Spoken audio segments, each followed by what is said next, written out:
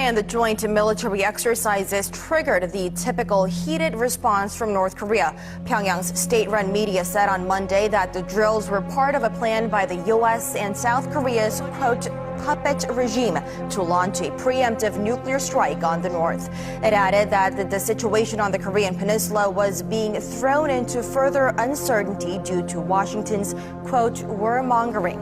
It also fired off a cryptic warning saying the U.S. and its partners would witness the consequences of the fire they have ignited.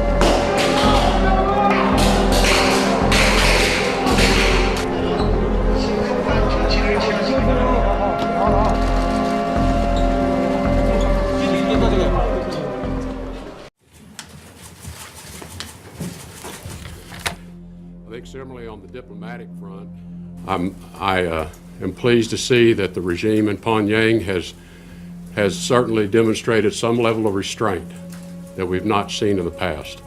We hope that this is the beginning of this signal that we've been looking for, that they are ready to restrain their level of tensions, they're ready to restrain their provocative acts, and that perhaps we are seeing our pathway to sometime in the near future having some dialogue. On the same day, it basically says to the United States, stop these drills with South Korea.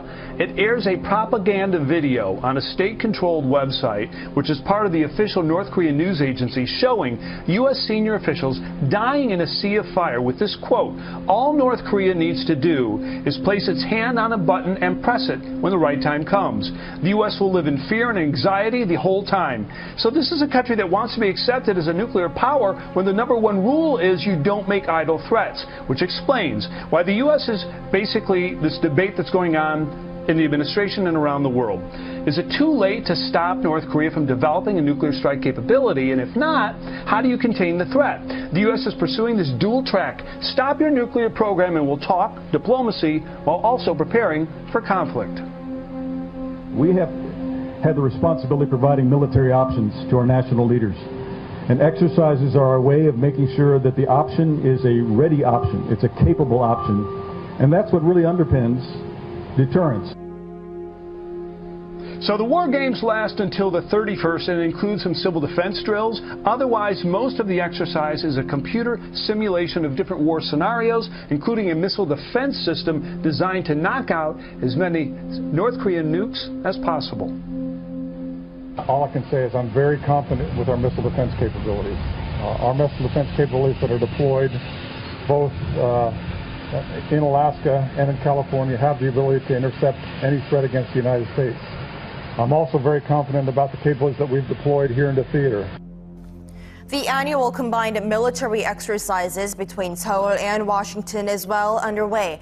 The drills designed to ensure the allies are fully prepared to defend against North Korea's evolving threats will run through the end of the month.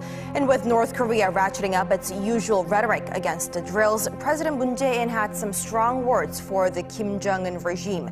He said the annual joint war games should not be used as a pretext for any further provocation. Full readiness against any possible provocation, ordered South Korean President Moon Jae-in to his military as they launched their annual joint exercises with the U.S. on Monday. Speaking to his cabinet on the first day of the Ilchi Freedom Garden drills, the South's commander-in-chief also made clear the nature of the joint drills, which North Korea has long denounced as a war rehearsal to invade Pyongyang.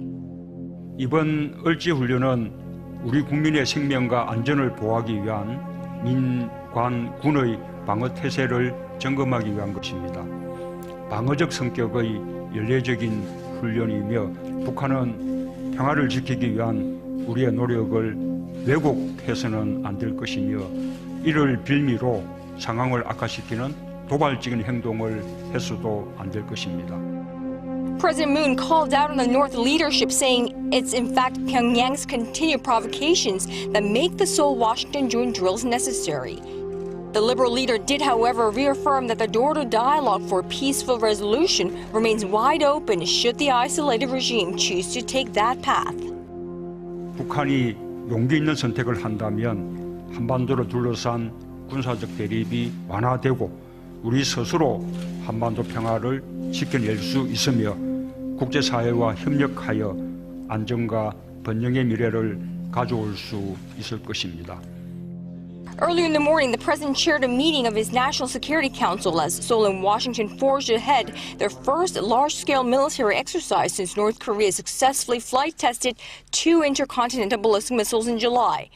President Moon ordered the two militaries to remain on high alert and vigorously strike back in the event of any hostile action by Pyongyang. There are several nuclear weapon states in the world, but the U.S. is the only country that poses constant nuclear threat upon the DPRK. The measures taken by the DPRK to strengthen its nuclear deterrence and develop intercontinental rocket is justifiable and legitimate option for self-defense in the face of such apparent and real threat. The ongoing military adventure would certainly add gasoline to the fire, driving current tense situation to further deterioration, and no one can guarantee that such huge forces will not go into actual war at the time when brass heads, that is U.S. military chiefs, flee to South Korea to discuss war plan.